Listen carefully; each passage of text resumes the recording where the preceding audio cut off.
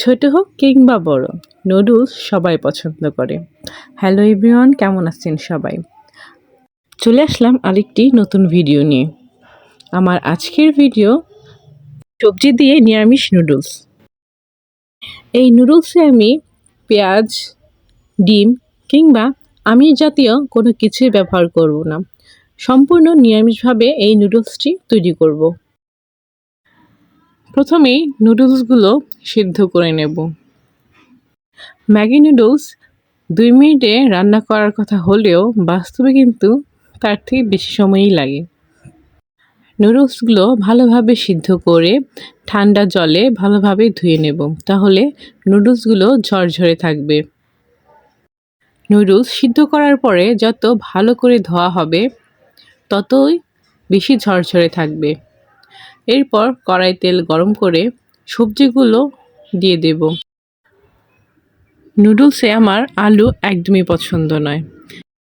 এখানে আমি সিম এবং ফুলকপি ব্যবহার করেছি এবং কুচি করা কাঁচামরিচ। শীতকালে সবচেয়ে বেশি পরিমাণে সবজি পাওয়া যায়। বিভিন্ন ধরনের সবজি দিয়ে নুডলস রান্না করলে আমিষ হোক কিংবা নিরামিষ, নুডলসের স্বাদ কিন্তু কমবে না।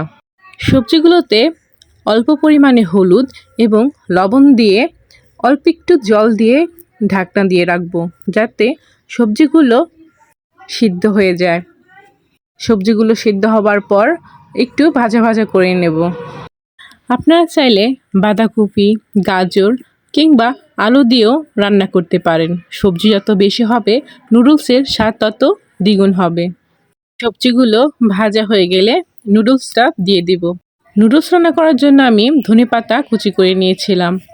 ধনেপাতাটা দেবার পর কিছুক্ষণ নাড়াচাড়া করে নুডলসের মশলাগুলো দিয়ে দিব। মশলাগুলো দেওয়ার পর নুডলসের সাথে ভালোভাবে মিশিয়ে নামিয়ে নিলেই তৈরি হয়ে গেল আমাদের মজাদার নিরামিষ নুডলস। সবাইকে অনেক অনেক ধন্যবাদ আমার ভিডিওটি দেখার জন্য।